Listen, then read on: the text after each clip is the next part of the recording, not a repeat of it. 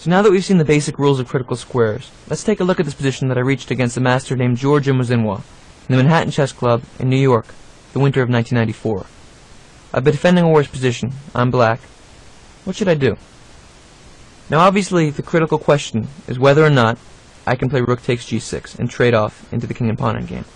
It's very important to know the theory of certain endgames in order to be able to evaluate correctly the simplification of positions. And usually in defense, if you can simplify into a drawn endgame, then you do that, because you can force the draw without having to defend anymore.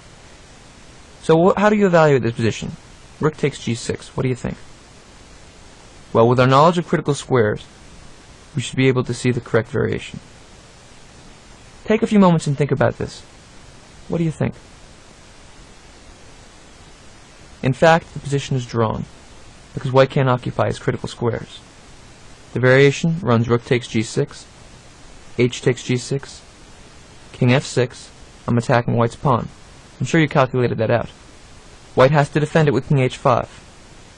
Now I play king g7. This was the very beginning of the calculation. Now obviously, if white's king moves back, then black will simply take the pawn, and it'll be a draw. So white has to play the move g5. Black plays h takes g5, king takes g5. And now, if you didn't know about the critical squares, you might have had a hard time evaluating this position.